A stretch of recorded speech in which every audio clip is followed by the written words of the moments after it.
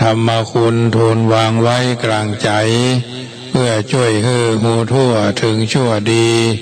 สังฆคุณทูลไว้ในชีวิตเพื่อช่วยพิษปลดทุกข์เป็นสุขีด้วยบุญอภิวันนัญชลีสวัสดีโดยการนิรันดร์เทิน10 นิ้วกราบแนบใต้ไหวสาปารมีธรรมในครูบาอาจารย์พระมหาเถรานุเถระท่านเจ้าคณะพระสังฆาธิการทุกรูปทุกตนขอความสุขความสวัสดีในธรรมะแห่งองค์สมเด็จพระสัมมาสัมพุทธเจ้าจงมีแก่บรรดาสาธุชนท่านผู้ฟังทุกท่านที่มีโอกาสเปิดเครื่องรับฟังรายการเสียงธรรมก่อนรับตาตั้งสถานีวิทยุเพื่อการศึกษาพระพุทธศาสนาและวัฒนธรรม FM ความถี่104.50 เมกะเฮิรตซ์วัดฝายหินตำบลสุเทพอำเภอเมืองจังหวัดเชียงใหม่เมตตาในหลวงพ่อท่านพระครูสมุวิสุวัตรวรกิจโจท่านเจ้าอาวาสท่านผู้อำนวยการสถานีวิทยุแห่งนี้ลำดับรายการนี้ดำเนินรายการโดยอาตมาภาพพระมหาประสิทธธรรมาภินันโทเจ้าอาวาสวัดยังกำตำบลมะกอกอำเภอป่าซางจังหวัดลำพูนเผยแผ่ธรรมในนามของคณะสงฆ์หน่วยอบรมประชาชนประจำตำบลมะกอกก็จะได้น้อมนำเอาธรรมะอรรถธรรมคำสอนมาเป็นปฏิพรกับบรรดาญาติโยมที่อยู่ต่างบ้านอยู่ท่าดาฟังเป็นประจำวันนี้เป็นวันพุธเนาะมีรายการตั้งแต่เช้า6 โมงถึง7 โมงบ่าย2ถึงบ่าย3 6 โมงถึง7 โมง7 โมงเช้าหรือทุ่มเช้าถึง2 ทุ่มรายการนี้นำเสนอโดยอาตมาภาพแต่ช่วงนี้ถือว่ารายการเป็นรายการที่เป็นปกติอันเรื่องเสียงอาจจะแอคโคไปก็อันนี้ก็รอเจ้าหน้าที่เพิ่นพยายามปรับคืออยู่เรื่อยๆเนาะบางวันก็ชัดเจนบางวันก็เสียงพร่าบางทีบางครั้งก็เขาก็ทำประจ้างต้องรอช่างเพิ่นมาปรับคือเป็นช่วงทางนี้ทางนั้นก็ถือว่าเป็นส่วนหนึ่งที่นำมาอุเอิญเจริญพรบรรดาญาติโยมที่อยู่ทางบ้านฟังกันเป็นประจำทางนี้ทางนั้นเป็นรายการที่นำมาอุเอิญเจริญพรเป็นปฏิพรกับบรรดาญาติโยมที่ตั้งใจฟังอยู่ทางบ้านทางนี้ทางนั้นก็ถือว่าส่วนหนึ่งนำมาอุเอิญเจริญพรเป็นระยะนะวันนี้เป็นวันพุธที่22นะเป็นเดือน3เหนือแรม3ค่ำเนาะกิจกรรมอันใดที่ญาติโยมอาจจะไปร่วมช่วงนี้ก็ถือว่าเรื่องโรคภัยไข้เจ็บเรื่องการเจ็บไข้ได้ป่วยก็เป็นเรื่องปกติที่เราหันเราหู้เราได้สัมผัสกันอยู่เป็นประจำบางคนบางท่านก็เป็นช่วงที่อยู่ในระหว่างกักตัวก็หรืออื่นๆเนาะเราก็พยายามปรับใจในการดำเนินชีวิตของเราวิถีชีวิตเราทุกคนทุกท่านนั้นล้วนแต่ที่จะต้องเดินไปถึงจุดที่เราวาดเราหวังเอาไว้อย่างน้อยๆก็เป็นสิ่งที่เราจะต้องเดินไปถึงคือได้นะในจุดนั้นบางเตื้อบางครั้งบางเวลาบางโอกาสเป็นจังหวะเวลาที่อาจจะทำเมื่อเราท่านทั้งหลายประสบกับปัญหาอุปสรรคขวากหนามด้วยประการทั้งปวงแต่ทั้งนี้ทั้งนั้นทุกสิ่งทุกอย่างถือว่ามีปัญหาเหมือนกันหมดการดำเนินชีวิตของเราแต่เราเกิดต้องผ่านวิกฤตไปด้วยดีโดยการที่มีความขยันหมั่นเพียรเอาใจใส่ตั้งใจที่จะทำคือได้ดังที่เราทั้งหลายปรารถนาวิถีชีวิตและวิถีแนวทางนั้นเป็นสิ่งที่ทุกคนควรจะเป็นผู้ที่ดำเนินชีวิตให้รู้ว่าความจริงสูงสุดที่ทุกคนควรตระหนักนะก็คือการรู้จักว่าอันใดดีเราก็ทำกันอย่างต่อเนื่องชีวิตของเราทุกคนก็เหมือนกับการโดยสารรถไฟมีสถานีต่างๆ มีการเปลี่ยนเส้นทางมีแม้กระทั่งอุบัติเหตุเขาขึ้นรถไฟขบวนนี้ตั้งแต่ตอนเขาก็คือกำเนิดพ่อแม่คือคนที่ตีตัวคือเขาเชื่อว่าท่านจะเดินทางด้วยรถขบวนนี้กับเขาตลอดไปแต่แล้วที่สถานีใดสถานีหนึ่งท่านทั้งสองก็ลงจากเขาไปปล่อยให้เขาได้ไว้เพียงลำพังกับการเดินทางเช่นนี้วันเวลานาทีผ่านไปจักมีผู้โดยสารอื่นๆขึ้นรถมาเรื่อยๆหลายคนจะเป็นคนที่เฮาฮักที่เฮาผูกพันเป็นพี่เป็นน้องเป็นเพื่อนเดียวเสียวฮักเป็นคนที่ใช่เลยเนาะเป็นลูกเป็นหลานแม้กระทั่งเป็นที่ฮักแห่งชีวิตเฮาหลายคนลงรถไปกลางทางทิ้งไว้แค่ความทรงจำความอ้างว้างและคิดถึงอันถาวรในชีวิตของเฮาหลายคนจากไปอย่างที่เฮาบ่ทันได้ตั้งสังเกตท่านได้สังเกตด้วยซ้ำไปว่าเขาลุกจากที่นั่งและลงรถไปแล้วการเดินทางโดยรถไฟชีวิตขบวนนี้จึงเต็มไปด้วยความรื่นรมความโศกเศร้าความสมหวังความอัศจรรย์คำสวัสดีคำอำลาและคำอวยพรให้โชคดีการเดินทางที่ดีที่สุดก็คือการได้ช่วยเหลือได้ฮักได้มีความสัมพันธ์ที่ดีกับเพื่อนผู้โดยสารทุกคนจึงแน่ใจว่าเฮาได้ให้สิ่งที่ดีที่สุดก็คือการเดินทางของหมู่เฮาหมู่เขามีความราบรื่นและสะดวกสบายความน่าพิศวงของการเดินทางอันวิเศษยอดเยี่ยมก็คือตัวเฮาเองก็บ่ฮู้ล่วงหน้าว่าเฮาจะต้องลงจากรถไฟที่สถานีไหนฉะนั้นเฮาต้องมีชีวิตที่แจ๋วที่สุดปรับปรุงตัวเองฮู้จักลืมฮู้จักอภัยฮู้จักในสิ่งที่ดีที่สุดที่เฮามีแก่คนรอบข้างสำคัญเหลือเกินที่เฮาควรทำอย่างนี้เพราะเมื่อถึงเวลาที่เฮาต้องลุกจากที่นั่งรถขบวนนี้เฮาได้ทิ้งความทรงจำที่สวยงามไว้แก่ผู้คนที่ต้องเดินทางโดยสารรถไฟ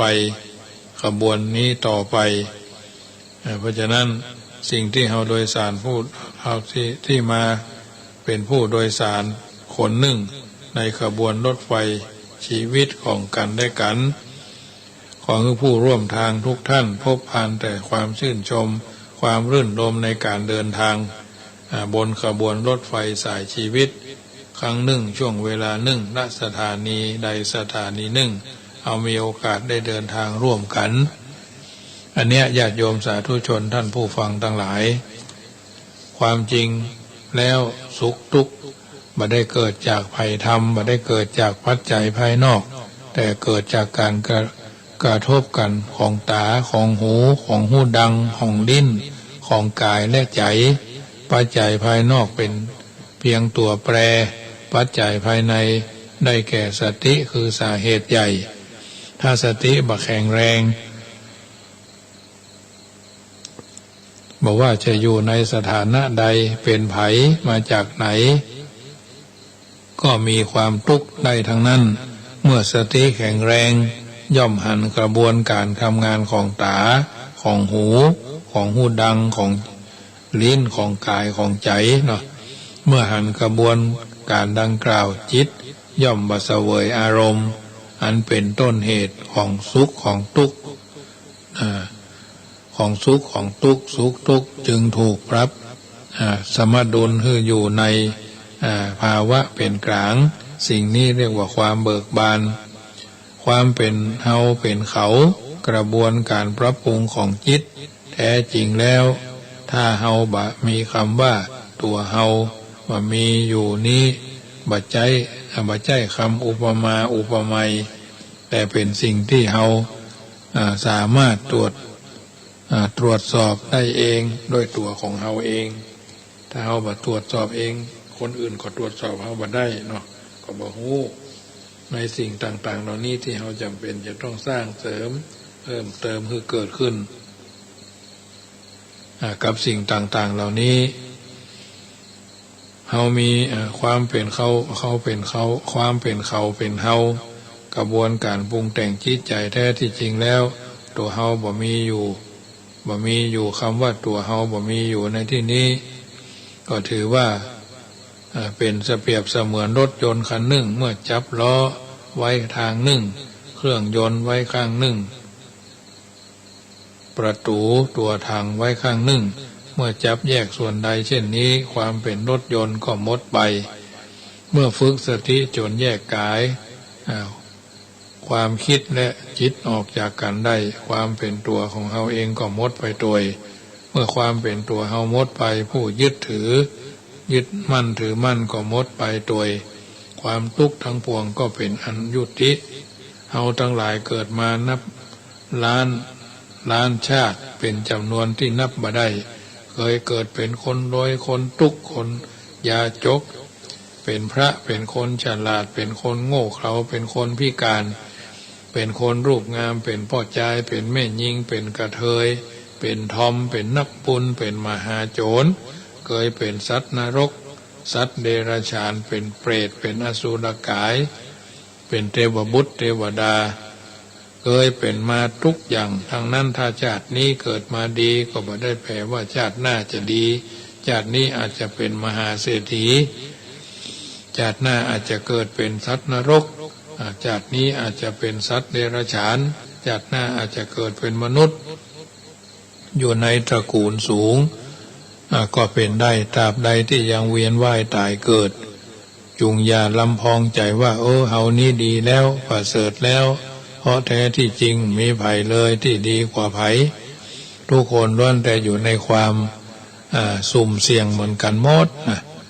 จิตสุดท้ายก่อนตายทุกคนก่อนที่จะสั่งจะเป็นสิ่งชี้ชัดว่าเราจะไปเกิดเป็นอะไรอย่างขณะนี้จิตสุดท้ายเป็นสิ่งที่ควบคุมได้ยากที่สุดในวินาทีสุดท้ายความเศร้าความกลัวความสงสัยการยึดติดและความเจ็บปวดสิ่งเหล่านี้จะดึงมนุษย์ไปปฏิสนธิจิตในภูมิเบื้องต่ำได้แก่นรกเปรตอสุรกายเดรัจฉานพระพุทธเจ้าตรัสว่าผู้ที่ได้เกิดมาเป็นมนุษย์แถมครั้งหลังจากตายไปแล้วมีเท่าจำนวนเม็ดทรายที่ปลายนิ้วส่วนทรายที่ปลายบนปฐพีที่เหลือบนปฐพีเทียบได้กับผู้ที่ตายไปแล้วไปจุติในอบายภูมิถ้าเทียบเปรียบเปอร์เซ็นต์แล้วคงจะน้อยกว่า0.000%เปอร์เซ็นต์นั่นก็เท่ากับว่าเป็นไปได้มากเหลือเกินกว่าคนทั้งหมดที่เฮาฮู้จักและจะบ่มีไผเลยที่จะได้กลับมาเกิดเป็นมนุษย์แถมบ่เว้นแม้กระทั่งเฮาเองชีวิตที่เฮาหันอยู่เป็นชีวิตชั่วคราวเมื่อเฮาตายสิ่งที่เฮาหามาได้โดยความยากลำบากสิ่งที่เฮาเคยมั่นหมายว่าสำคัญทั้งความสามารถเกียรติยศเกียรติทรัพย์เกียรติศักดิ์ลูกที่หน้าตาดีน่าฮักน่าจังเมียที่สวยสดแม้กระทั่งเป็นนางงามจักรวาลนางงามโลกยูนิเวิร์สก็ได้มิสยูนิเวิร์สก็ได้มิสไทยแลนด์ก็ได้หรือสามีที่เป็นนายแบบเป็นพระเอกเป็นผู้มีผู้รักมากดีเนาะญาติพี่น้องที่มีความเป็นผู้ดีอยู่ในตัวเพื่อนบ้านเพื่อนกินเพื่อนตายเพื่อนเดียวเสียวฮักเนาะหน้าที่การงานสมบัติพัสถานที่ดินเงินทองบ้านจองหอเฮือนรวงร้านที่เฮาขายลดราคาเป็นล้าน2 ล้าน3 ล้านหรืออื่นๆเนาะแก้วแหวนแสนสิ่งสร้อยคอสร้อยแขนสร้อยแข้งสร้อยขาดิ่งหูฟันคำเนาะตลอดจนพระเครื่องเป็นล้าน10 ล้าน20 ล้านก็ว่ากันไปทั้งหมดเนี่ยมีอย่างเลยที่เราสามารถนำติดตัวเราไปรวยก็ตายจนก็ตายทุกข์ก็ตายสบายก็ตายเนี่ยเหล่านี้คือเรื่องอันตรายที่เราสมควรปรับเปลี่ยนนะพฤติกรรมอย่างเร่งด่วนโดยเฉพาะการดำเนินชีวิตนั้นถ้าเราคิดจะทำอย่างให้คนรุ่นหลังได้สืบต่อ เช่นเขาเป็นเจ้าอาวาสเขาก็จะควรจะเขียนบันทึกจารึกประวัติเอาไว้ เอาเป็นเจ้าคณะนั้นเจ้าคณะอำเภอเจ้าคณะตำบลเจ้าคณะจังหวัดหรือเป็นมหาปรริญญาสูงเนาะก็ต้องทำอันอย่างไว้พระห่อทำดีไว้ให้ลูกทำดีไว้ให้ถูกทำดีไว้ให้ลูกทำถูกไว้ให้หลานทำเป็นแบบอย่างให้ลูกศิษย์ลูกหาเนาะเขาก็จะได้ทำต่อไปพอเขาบางคนบางทีบาอาจารย์ชั้นผู้ใหญ่โอ้พอมรณภาพปุ๊บโอ้บ่ได้ทำอย่างไว้สักอย่างมีรถมีลามีรถมีอย่างตัวอย่างมากมายลูกศิษย์ลูกหา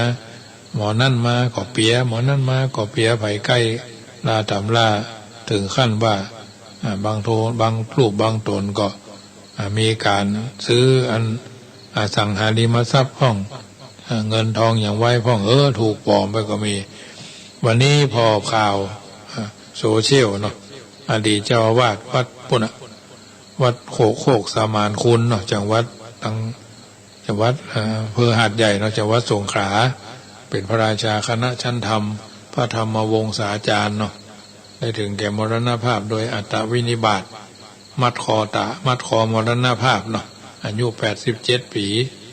ก็เป็นเรื่องที่สะเทือนวงการคณะสงฆ์เหมือนกันว่าคนเฮาเนาะมืด8 ด้านหาตั้งจุดบ่ออกเป็นพระราชาคณะชั้นธรรมถือว่าเป็นพระมหาเถรชั้นผู้ใหญ่เนาะแต่ทั้งนี้ทั้งนั้นเขาก็ถือว่าเป็นสิ่งที่เขาจำเป็นจะต้องนำไปพิจารณาว่ามันเป็นสิ่งที่เป็นอนิจจังอันเรื่องของลูกศิษย์ลูกหาที่เขาทำบดีเราทำให้ครูบาอาจารย์ลูกศิษย์ลูกหามีอันต้องทำใจเนาะเมื่อเขาโพสปล่อยไปได้เขาก็ลูกศิษย์ลูกหาก็ทำให้เขาเป็นทุกข์เนาะเป็นทุกข์เพราะฉะนั้นเขาฮักเขาเต็มร้อยแต่ว่าเขาบ่ฮักเขาอย่างที่เอาฮักเขามันก็ต้องปล่อยไปตามกาลเวลาอันเรื่องบาปบุญเป็นของมีจริงทุกการกระทำของเฮาย่อมส่งผลสะท้อนพลิกไปบ่มีวันนี้วันหน้าบ่เมินบ่จ้าบ่ช้าก็ประชาตินี้ก็ชาติหน้ากรรมและการกระทำจึงเป็นสิ่งสำคัญมากกว่าที่เฮากึดสิ่งใดทำสิ่งใดลงไปบ่ได้จารึกไว้เพียงโลกนี้หากแต่มันจะจารึกไว้ใน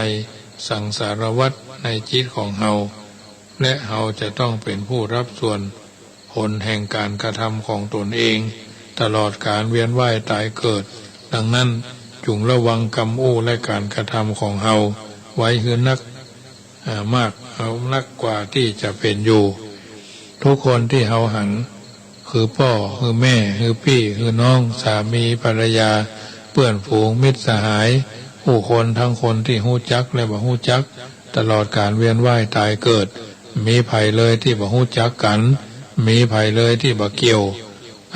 ข้องกันและตราบใดที่เฮายังเวียนว่ายตายเกิดเฮาและเขาจะได้พบกันแถม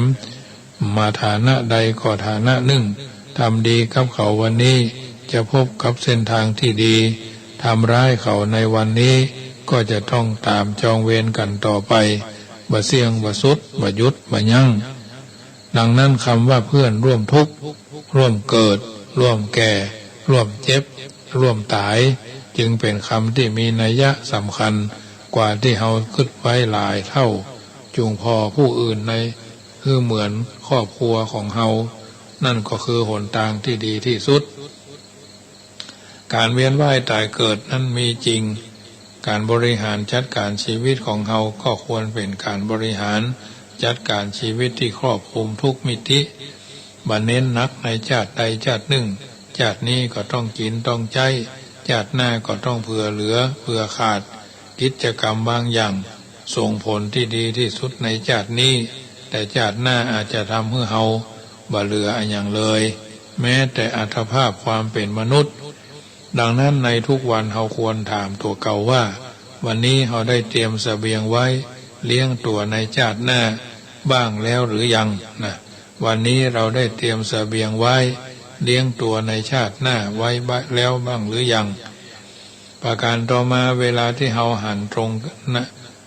เวลาที่เฮาหันตรงหน้า ก็เพียงปัจจุบันวินาทีต่อวินาทีเมื่อเวลาเคลื่อนเลยไปบ่มีไผสามารถนำช่วงเวลานั้นปิกมาใจซ้ำได้อดีตบ่มีแต่เพราะอดีตคือภาพที่เอานำมากึดซ้ำในเวลาปัจจุบันส่วนอนาคตก็บ่มีจริงเพราะอนาคตก็คือการปรุงแต่งในปัจจุบันของเฮาจงจำไว้เสมอชีวิตคือเรื่องสดใหม่ตัวท่านมีอยู่เพียงปัจจุบันการฮู้อยู่กับปัจจุบันช่วยแก้ไขปัญหาทุกอย่างในชีวิตของท่านได้และนี่คือกุญแจเพียงดอกเดียวที่จะไขความลับของชีวิตจงอยู่กับปัจจุบันจนถึงที่สุดมีสติสัมปชัญญะแล้วชีวิตจะเป็นของท่านอย่างแท้จริงเป้าหมายของการเกิดเป็นมนุษย์คืออะไรหยังบางคนบอกว่าฉันเกิดมาเพื่อมีความสุขบางคนบอกว่าฉันเกิดมาเพื่อสร้างสิ่งที่ดีที่งามไว้ให้โลกบางคนบอกว่าฉันเกิดมาเพื่อคนที่ฉันรักนั่นก็เป็นสิ่งที่คิดกันไปตามคิดไปตามกันเนาะภูมิปัญญาแต่ละคนก็มีเป้าหมายชีวิตที่แตกต่างกันไปแค่สำรับพระพุทธเจ้าท่านได้ฝากเป้าหมายไว้คือมนุษยชาติอย่างชัดเจนเป้าหมายของการเดินทางเกิดเป็นมนุษย์ในทัศนะของพระพุทธเจ้าก็คือการดับกิเลสและทำที่สุดแห่งทุกข์มาคือแจ้งคือการดับความบ่ฮู้เหลือวิชาอันเป็นต้นเหตุแห่งการเวียนว่ายตายเกิดตลอดการเวียนว่ายตายเกิดในสังสารวัฏขอให้เชื่อเต้อว่าเราเคยตั้งเป้าหมายชีวิตมาแล้วนับบ่ถ้วนและขอให้เชื่อเธอว่าทุกเป้าหมายทุกความปรารถนาทุกความสำเร็จทุกความอยากมีอยากได้อยากเป็นเอาล้วนเคยบรรลุแล้วก่อนหน้านี้ทั้งนั้นคงเหลือเพียงเป้าหมายเดียวเท่านั้นที่เฮายังบ่เคยบรรลุนั้นก็คือเป้าหมายแห่งการไม่เกิดไม่ตายเช่นนั้นแล้วถ้าชาตินี้เฮายังตั้งเป้าหมายเก่าๆซ้ำๆเดิมๆชีวิตของเฮาคงบ่ต่างกันหยังกับนิยายน้ำเน่าที่นำมาเล่าซ้ำๆซากๆเปลี่ยนแต่เพียงชื่อแท้หน้าตาเสื้อผ้าหน้าผมแต่ทุกอย่างก็ยังเวียนว่ายอยู่ในวงวนเก่าๆเช่นนี้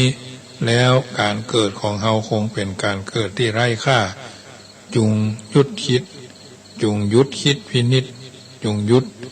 คิดพินิจใคร่ควรด้วยสติสัมปชัญญะของท่านอัตภาพความเป็นมนุษย์ก็คือสิ่งล้ำค่าอันหาที่สุดบ่ได้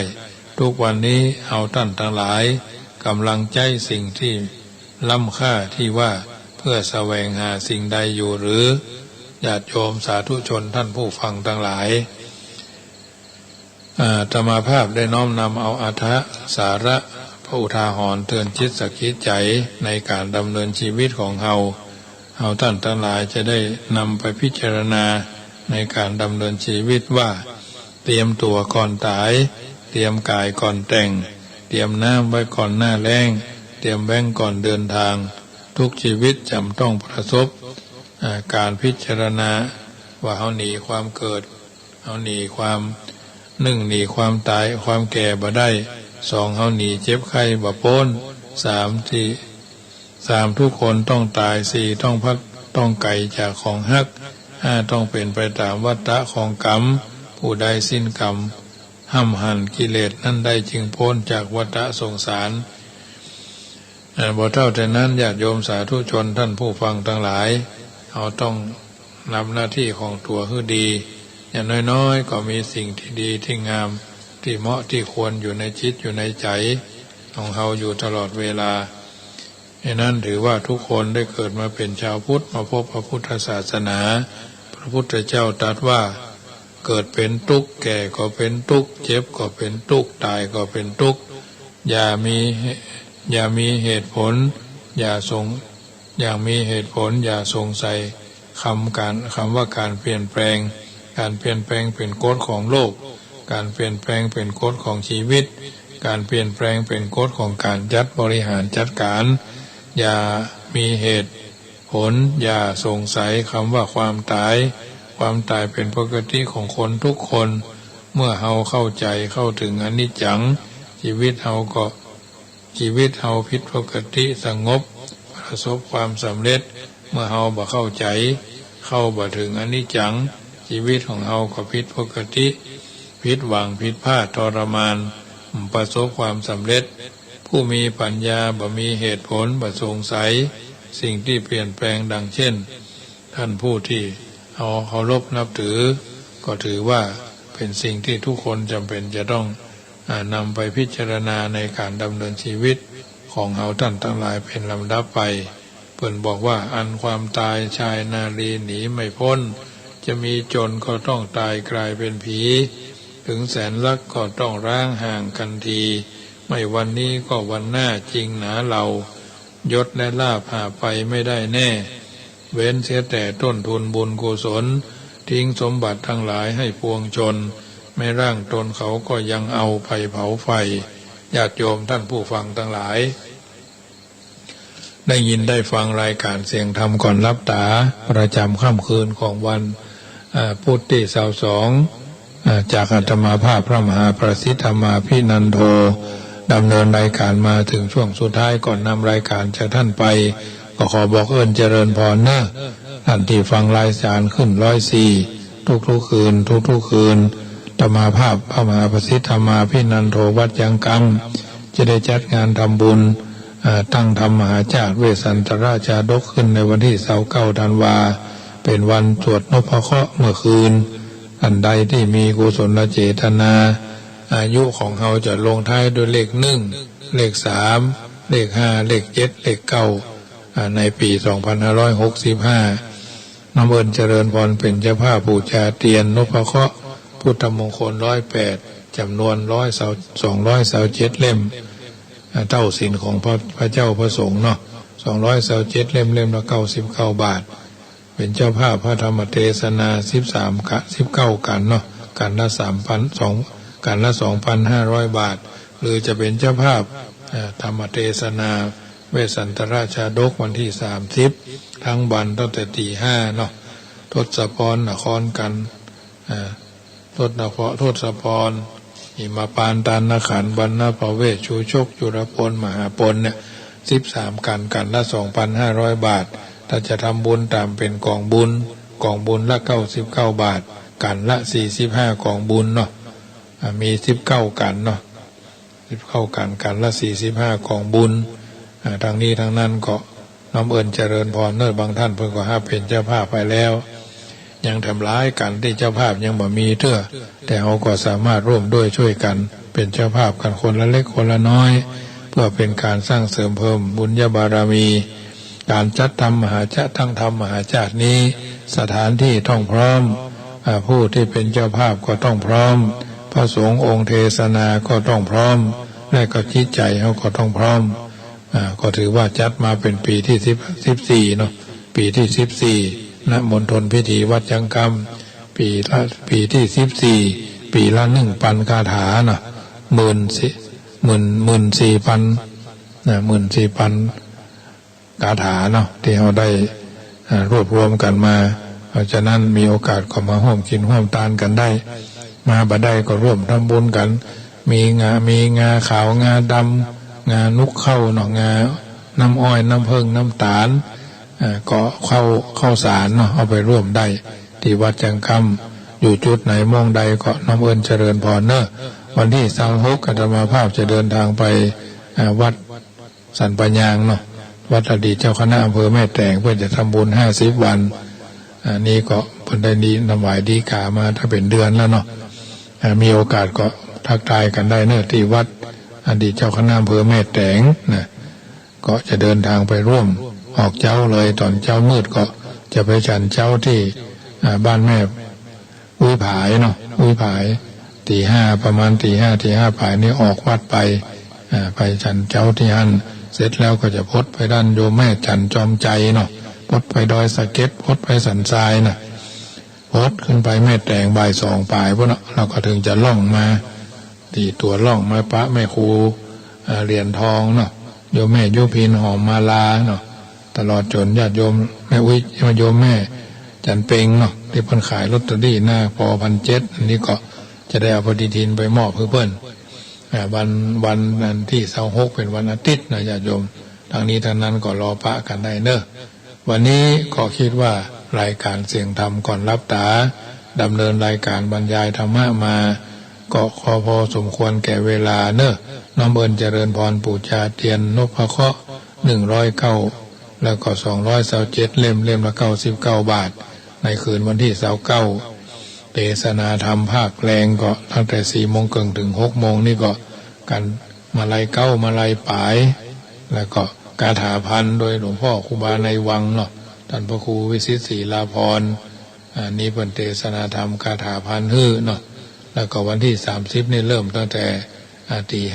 5ท่านพระครูทั้งหลายครูบาอาจารย์ทั้งหลายก็จะมาเทศนาธรรมเป็นต้นไปทุกปีเนาะปีแล้วนี่ไม่ได้จัดเพราะว่าโควิดรุนแรงปีนี้เขาจะล่างพอเลือนลางหายระบายไปเยอะเนาะมันก็มีเป็นบางจุดถ้าเอาไปกู่หันกู่นี่ก็ไม่ได้ทำแล้วอย่าโยมเอ๋ยพิธีกรรมวัฒนธรรมก็จะห่างเหินไปหมดเนาะเพราะฉะนั้นทำไปตามที่เขามีความพร้อมวันนี้ก็มีญาติโยมมาร่วมทำบุญหลายท่านเอาปัจจัยมาพ่องเอาข้าวสารมาพ่องน้ำตาลพ่องถวายโยมพี่เชียงใหม่ก็ส่งมันเม็ดมาคือ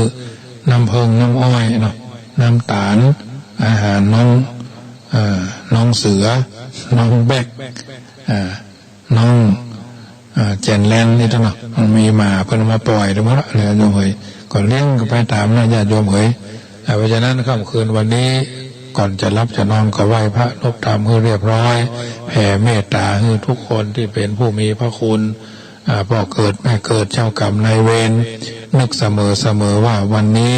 แผ่เมตตาไปโดยรอบสุดขอบจักรวาลอนันตจักรวาล8 ทิศรอบตัวข้าพเจ้า9 ทิศภควพรหม10 ทิศโลกันตนรกข้าพเจ้าขอตั้งจิตอธิษฐานอุทิศส่วนบุญกุศลนี้แผ่ไปให้ไพศาลถึงพ่อแม่และครูบาอาจารย์ทั้งลูกหลานญาติมิตรสนิทกันคนเคยร่วมกิจการงานเพื่อพระพุทธศาสนาทั้งหลายจงมีส่วนได้ในบุญกุศลผลของข้าพเจ้าทั้งเจ้ากรรมนายเวรเทพเทวัน